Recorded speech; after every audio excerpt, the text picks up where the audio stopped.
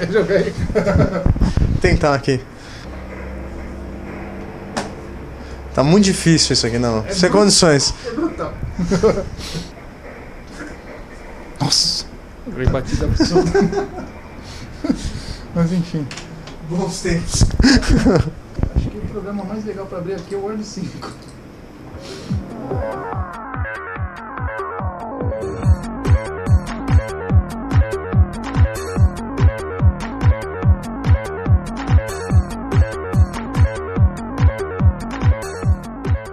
A gente separou algumas máquinas para mostrar para vocês, que seriam os marcos mais interessantes aqui. E o primeiro deles, se quiser vir para cá. Venha. A gente separou então algumas máquinas. A primeira, que é esse maravilhoso Color Classic. De quando que é essa máquina, Mário? Vamos olhar atrás aqui. 93 de fevereiro. Fabricado em fevereiro de 93. Olha que belezura. Você falou que esse é o design que você mais gosta dos monoblocos antigos, é esse. Os monoblocos eu acho mais bonitinho, assim. Ele tem um monte de liberdades artísticas, como pezinhos, umas partes curvas aqui, essas curvas extremamente complexas que só a Apple conseguia fazer na época que tinha equipamentos avançados de computador para criar os moldes curvos. Então eles assim, esbanjavam mesmo no acabamento, né? E isso aqui tem toda uma história, né? É um exemplar do que eles chamavam de linguagem visual expresso, né? Porque eles queriam que o computador tivesse a sensibilidade de uma máquina de café expresso. Eles inspiravam no design italiano, como coisas como Pininfarina, Giugiaro, aqueles equipamentos da Olivetti, né? Então ele reflete muito isso, tem um ar europeu, né? Você tem duas unidades desse modelo. Esse é o que funciona. Esse é o que funciona. Ele está com um sistema moderníssimo, sistema 7.6, né? E um monte de programinhas mais antigos que o sistema, que nem, por exemplo, o Photoshop 1.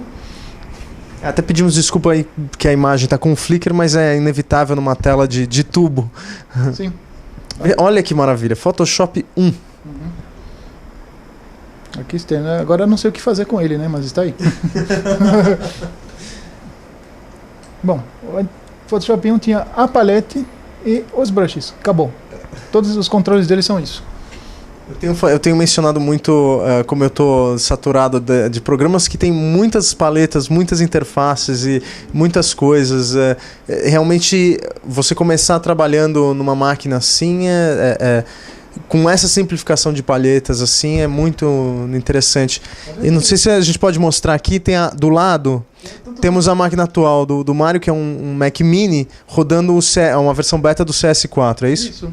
E a paleta é muito praticamente idêntica. É muito igual, né? As coisas que não mudaram, né? Só um pouquinho no desenho dos ícones, mas as funções básicas ainda estão lá. A diferença é que esse aqui agora tem um fluxo de trabalho totalmente baseado em layers de imagem e layers de ajuste, que é uma coisa que foi inventada só na versão 3 ali, né? O 1 era uma ferramenta para retocar a imagem, basicamente. E a gente foi migrando para essa ferramenta de composição que é o que temos hoje. E na época já existiam uns embriões de uns programas que saíram um pouco depois de edição de imagem por layer. Tinha o Specular Collage e mais um que agora é Altamira Composer, que eram programas de composição de layer. Composição mesmo. Então você só tinha uma coisa boa ou a outra coisa boa. Você não tinha um programa que tivesse tudo. O Photoshop na versão 3 chegou e começou a matar todos os outros porque ele foi acompanhado por um grande salto no poder de processamento que permitiu você fazer todas essas coisas em tempo real na imagem. E na época a Macromedia fez o X-Res, que era praticamente um clone do Photoshop, né? Que acho que é um primo distante do atual Fireworks, que agora está com a Adobe, né? O que mais você pode mostrar aí no Color Classic de aplicativos da época? Aldus Freehand, não era nem Macromedia ainda. O Freehand foi inventado primeiro por uma companhia chamada Outsys, que trabalhava com a plataforma Next, né? É bem curioso isso. Aí a Aldus adquiriu, que ele fazia o par com o PageMaker, né? E aí o PageMaker foi adquirido pela Adobe e como a Adobe já tinha o Illustrator, cedeu esse programa para a Macromedia, que continua desenvolvendo. E depois, quando finalmente a Macromedia também foi comprada pela Adobe, o Freehand ficou no mato sem cachorro e acabou, né?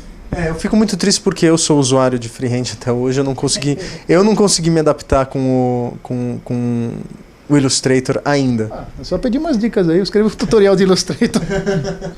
Eu fazia um que é bem legal, que é vetorização de foto, que é uma coisa que está super na moda, né? Voltou com força, né? Que resgata um pouco aquela coisa de imagem posterizada, que foi um marco dos anos 60, 70. Né? É verdade. E é uma coisa que traz um ar novo para um mundo que já está muito cheio de arte publicitária baseada em hiperrealismo e 3D, né? Tem muito disso agora. Então, a arte vetorial tem um pouco de um renascimento. E por isso mesmo na revista sobre Photoshop tem lugar para escrever sobre isso. O que você ia mostrar pra gente, mano? A tela de preferências do Freehand 2. Olha só que coisa complicada. Isso que é muito interessante ver, né, o início desses softwares que a gente usa até hoje, como que eles eram simples. Mas até o MX, a paleta básica de controle está aqui, né? Também é muito similar. Você consegue achar o Word pra gente aí? Será que tem Word aqui? Vamos assim vocês, assim tiver, tem lá no laptop. Assim a gente também, para quem não conhece, dá uma olhada no Sistema 7, o visual antigo do Macintosh. Legal mostrar como ele funciona, as animações, né? Vamos ver o que temos aqui. Internet, hein? Aqui não está conectado, mas temos aqui BBEdit, Mac Web e Mosaic está em algum outro lugar.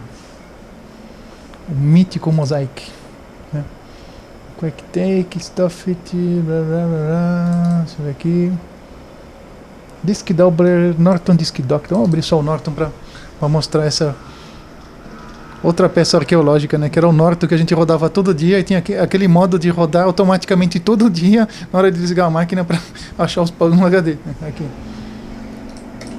Esperamos que não dê pau agora na nossa demonstração. Com animações e tudo, né?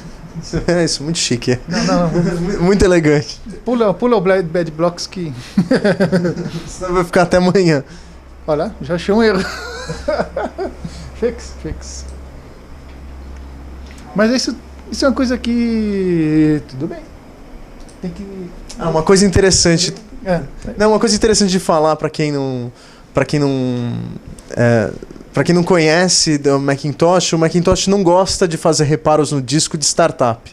Isso é uma coisa que eu comecei usando o Windows e até hoje é assim. Então, eu acho que faz sentido até, né? O Windows tem maneiras de lidar com isso aí, né? Tem o Shadow Copy, tem outras estratégias, né? E outra coisa, o defrag no Windows é uma coisa mais deliberada. No Mac, ninguém se preocupa com o defrag porque ele acontece em tempo real. Né? Do mesmo jeito como o gerenciamento de memória, a defragmentação do disco é automática e você nunca vê acontecendo, você nunca sente nada, não existe uma hora que a máquina para fazer isso. Mas no Mac OS 10, né? No 10. No sistema clássico, a gente ficava muito mais sem pai nem mãe, porque você pode ver, gerar erros de disco era muito fácil, né? Então tinha que ficar de olho o tempo todo. Eu acho que as próprias peças, os HDs mesmo eram mais frágeis, né? Que no PC a gente sofria muito também com HDs com pau, e hoje em dia é muito tranquilo. Quer pular para a próxima máquina? Quer mostrar o 520? Funcionando ou não funcionando? Porque tem que achar a fonte dele. O que você puder mostrar pra gente aqui funcionando é ideal. Vamos pegar o Duo, que é mais exótico. O Duo 1992. Ligou. Uma coisa interessante é que todas as máquinas têm barulhinhos diferentes de startup, né? Essa é uma característica do Macintosh. Desde o primeiro de 84, eles fazem barulhinhos diferentes dependendo do modelo. Partida, que esse som de partida, além de cumprimentar o usuário, significa que a placa-mãe dele está ok também. Só que acho que faz uns 10 anos já que não muda mais isso, né? Opa. Qual que é a história? Qual que é a história atrás desse modelo? Esse aqui foi do Miranda também, editor da Mac+, passou na mão dele. E o Duo era o sub-notebook da época dele, né? Assim, relativamente pequeno, com um modemzinho incorporado e um conector para o dock, né? Que é a peça de mesa que conecta com o monitor normal, o teclado normal e o mouse normal também. Que você tem, inclusive. Que tá aí também, que tem um que faz jogo com ele. E bom, o que temos aqui? Uma tela em preto e branco. Ele é grayscale, ele é tons de cinza. E aqui, ó, a aparência da máquina dando partida. Cada extensão carregada abre um íconezinho aqui para diminuir a paciência do usuário, né?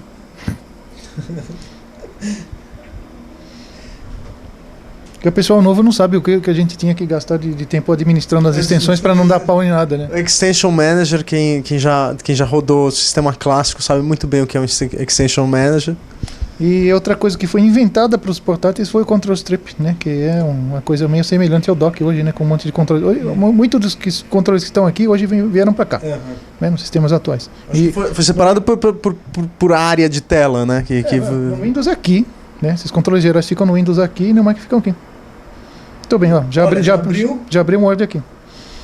Porque ele estava sendo usado como máquina de escrever, então ele já está com o Word como programa de partida dele. Word 5 eu acho que eu vi, foi isso. O melhor Word de todos os tempos para o Mac é esse aqui. 5.1 de 1992. Nossa. E ele tem uma história interessante também, que quando fizeram o Word 6 teve uma revolta dos usuários, porque era um programa muito mais pesado. Ah, sim. Aqui está o pizinho dele.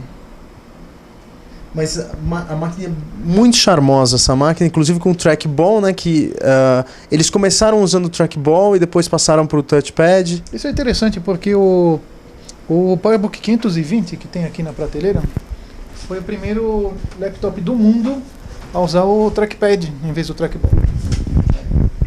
Então, aqui ó, a geração seguinte dele. Essa versão, inclusive, você pegou a versão com o teclado em japonês, por favor, notem. Esse foi trazido do Japão. Então ele tem o teclado pronto para escrever em kana e kanji também, né? Você precisa instalar um sistema em japonês. O sistema atual do Mac você já tem ele pronto para escrever em um monte de idiomas, né? Você não tem que instalar nenhuma adicional. No Windows também, inclusive. Se você na hora da instalação pedir o suporte a vários idiomas, ele já fica pronto para usar assim. E muito legal essas máquinas. Os que usam Linux e vão protestar, é bom lembrar que também no Linux, né? Deixa eu ver aqui. O que mais você quer mostrar? A primeira geração de PowerBook mesmo foi essa aqui. Estamos apertados aqui entre as máquinas do Mário. Série 100. Esse aqui pesa como um tijolo de construção mesmo, né? Mas ó, esse foi lançado acho que em 1991 e foi feito em cooperação com a Sony. Tanto que o design dele tem mais a ver com Sony do que com a Apple da época, né? Ele é todo quadradinho. Mas aqui temos o trackball. As características dele são as mesmas. São dois botões ou é o mesmo botão? É o mesmo botão. Ah, tá. É o mesmo botão para quem gosta de clicar aqui ou aqui. Preocupação ergonômica que também existe nesse outro. Sim, é verdade, eu não tinha notado. O conceito do segundo clique foi criado no Windows 95, que já é bem posterior a esse aqui, né? Aí o Mac foi adaptado com o Control Click, né? E hoje os mouses da Apple tem um segundo clique escondidinho ali. Vamos pegar o bicho lá em cima? Vamos pegar o filhote? O filhotinho, o pequenininho. Falando de portáteis, temos aqui o primeiro portátil da Apple. O Macintosh portátil. Que é surpreendentemente parecido com o Apple II da época, né? O Apple IIc, o GS e tal, eles têm um visual muito similar. Tanto que o Apple II original, o formato dele é até parecido. Essa coincidência na largura não pode ser tão coincidência assim, né? Mas basicamente isso aqui é um Mac SE em formato portátil. Tá difícil até manusear a máquina. De quando que é essa máquina? Vamos ver a data. Temos que consultar a data de fabricação. Temos, mas eles sempre dizem aqui. 89. Então, isso é uma época que os computadores portáteis ainda estavam sendo meio que inventados, né? Existiam uns tipos de computadores portáteis, mas geralmente eram máquinas muito limitadas com formato sub-notebook, ou então o PC lancheira, que eu cheguei a usar, que era uma torrezinha dessas onde o monitor era incorporado numa porta lateral dele, né? E aí eles aparecendo com essa ideia aqui, os engenheiros da Apple da época não quiseram fazer nenhum tipo de comprometimento de performance, quiseram colocar todo o poder de um SE dentro de um formato portátil e criaram esse pequeno monstrinho aqui. Que pesa acho que 8 quilos, né, uma coisa assim. E você vê que o termo portátil é relativo. Mas você sempre consegue apontar um detalhe sofisticado. No caso dele, é que essa unidade do teclado e do trackpad pode ser trocadas para uma pessoa canhota usar a bola do lado esquerdo, né? Por isso que tem essas duas depressões, né? Genial. Vamos agora pro cabeção que você falou? Agora é o Lisa. A gente consegue tirar, será? Tranquilo. Ele é só CPU, não tem o teclado e o mouse dele, infelizmente. Sim. Tá espaço.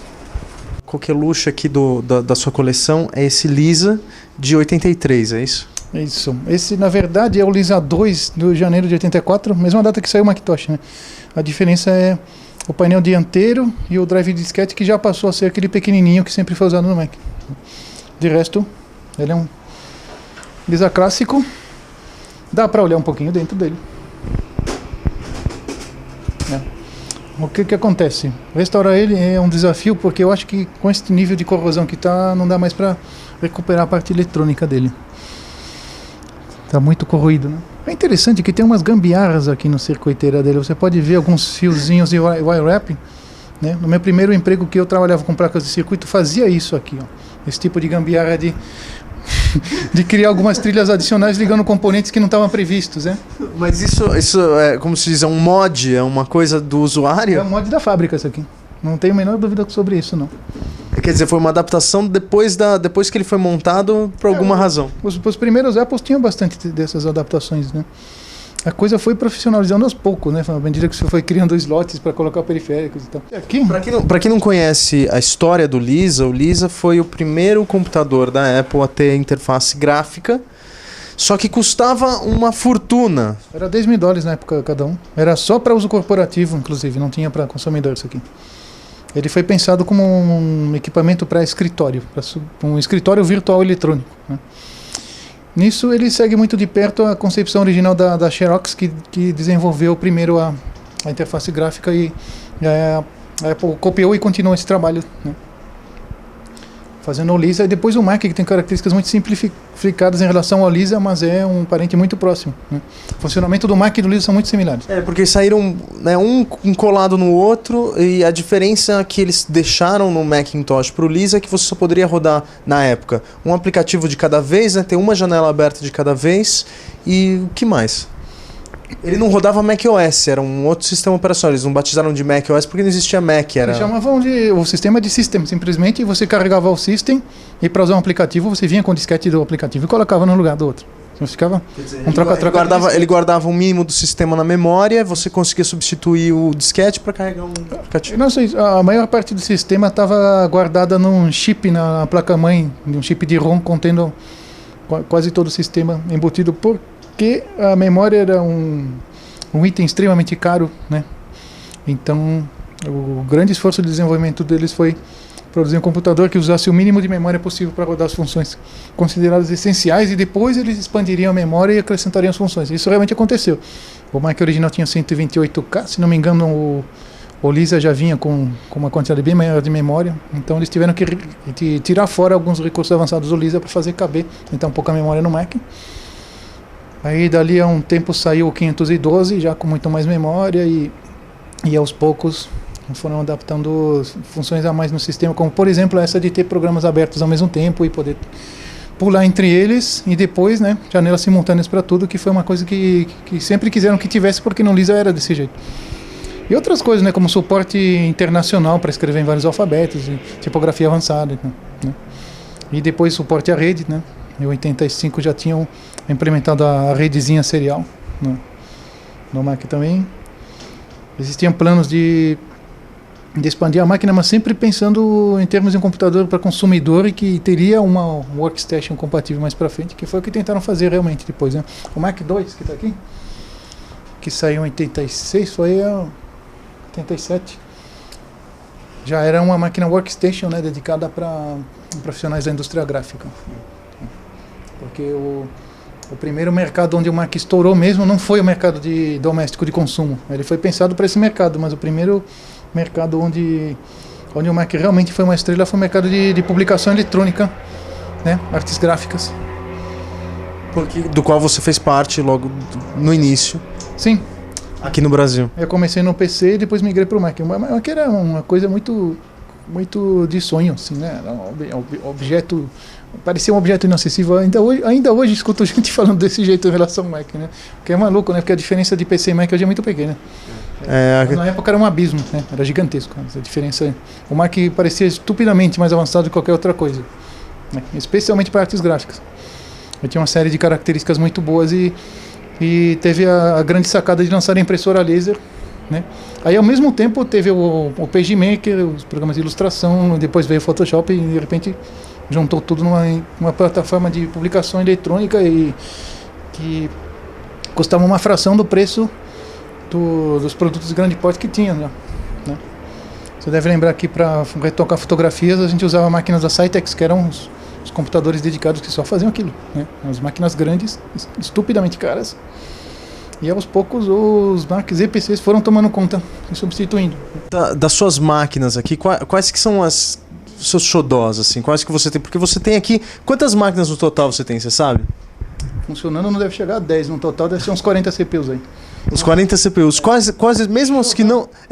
mesmo que os que não estejam funcionando, quais são os seus xodós? De valor de colecionável, o Lisa supera qualquer um, assim, né? A hora que tiver o 512 também vai ser por aí. Um Apple II original de verdade, não clone, é uma coisa muito interessante também.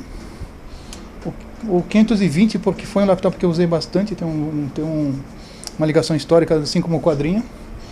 E o iMate, que desapareceu, cadê ele? Tá desse lado. Ele tá aqui, ó. A gente separou já. Esse aqui é raríssimo, né? Porque a Apple nunca comercializou ele. Chegou a ter intenção, né? Senão não teriam trazido. Comercializado no Brasil, você diz. Esse aqui é um dos que a Apple chegou a trazer para mostrar para o pessoal aqui, né? Eu não sei quantos existem desse no Brasil, né? Para quem não conhece, a arquitetura do Newton, a ideia era usar a arquitetura do Newton numa máquina para universitários, que seria A ideia é muito parecida com a One Laptop per Child, né? Sim, é verdade. Porque ele foi feito especificamente para uso na sala de aula, né? Ainda tem touchscreen, que é uma coisa moderníssima, e tinha um software para o professor poder controlar as máquinas dos alunos que ficavam ligados na mesa de... E outra coisa... Essa construção super resistente aqui, né? Uhum. A gente pode dizer que todas as ideias do iBook original foram testadas aqui. Uhum. E quando foram fazer o iBook, deram uma limpada estética, né? O interessante do software do Newton é exatamente esse sistema de escrita que você não precisa ensinar ele a aprender a sua caligrafia. Se você tiver uma caligrafia razoavelmente boa, ele consegue... E cursiva, né? Você tem que escrever as letrinhas uma a uma, mas é muito fácil, assim. Se você escrever em cursiva, ele pira, ele se engana muito. Ah, é? Sim, tanto que as instruções ele fala, não, escreva com as letrinhas bonitinhas, assim. Separadamente. Não muito bonitinhas, o suficiente. Mas é muito agradável de usar, assim. É que a primeira geração do Newton meio que queimou o filme e depois ficou muito difícil, né? Essa aqui é a última geração, ele é bonzinho. Junto com ele tinha o Newton 2000, que era mais poderoso. Já tinha um processador mais forte. Nada de tela colorida, né? Todos esses são tons de cinza. Eles eram todos PB. E o próximo passo, naturalmente, seria ter com tela colorida, que nem aconteceu com o Palm depois, né? O Palm foi uma versão simplificada e destilada do conceito de um Palm Top, né? E aí conseguiu dar certo. Era menos ambicioso, o Newton era ambicioso demais, ele era muito avançado para a época. Muito avançado para a época, né? E os arquitetos do Newton saíram e montaram a Palm. Essa história é mais ou menos essa, não é? Um deles. Não, mais ou menos. O que eu soube era uma história diferente, mas talvez tenha um revisionismo aí. Dizia que a Palm foi fundada por gente que fez o grafite, que era um reconhecimento de escrita alternativo para o Newton, né? Aí quando eles viram que o Newton ia ficar naquelas e que existia um espaço para uma plataforma de Palm Top mais simples, eles criaram o Palm, que tem muita influência do Newton, ele é bem parecido, né? E quem extinguiu o Newton foi o Steve Jobs quando ele voltou, foi um pouquinho antes? O Steve Jobs voltou e cortou logo em seguida. Esse modelo aqui acho que não durou 6 meses. O Jobs deu uma olhada em todas as organizações da Apple, decidiu que estava fazendo produtos demais e isso era uma das razões de estar disperso e perdendo dinheiro. Então, ele cortou fora o Newton. A gente falava de maldade na época, que era porque era um produto que ele não tinha inventado, né? né? Assim, como que nem como dando o troco pro Scully, né? Que causou a saída dele em 85. Mas acho que não tem nada a ver, acho que foi uma coisa bem pragmática mesmo. Tipo, ele percebeu que a Apple já tinha gastado $1 bilhão fazendo o Newton e que nem tinha começado a dar lucro ainda e que não estava em condições de continuar, né? Era um momento crítico. Mas depois, muitos anos depois, criou o iPhone, que meio que é um substituto direto do Newton, né? Se for ver. Ele ainda não faz as mesmas coisas exatas que o Newton fazia, mas ele extrapola muito na parte de conectividade, né? Graças às redes de internet e telefonia que a gente tem hoje, né? Então, uma coisa que... E outra, a interface do iPhone é outro passo ali, né? Uma coisa que é muito interessante é que não basta só a empresa criar a tecnologia, como o Newton, que, como você falou, foi muito avançado para a época. Eu acho que depende também do público aceitar a tecnologia e adotar a tecnologia no seu dia a dia e ver necessidade para usar ela, né? Que senão realmente, que é o que você falou, o iPhone maravilhou todo mundo exatamente pela praticidade e pela conquistou, né, o amor assim das pessoas, a fascinação das pessoas. Tem um fator glamour também, tem uma coisa fashion no iPhone.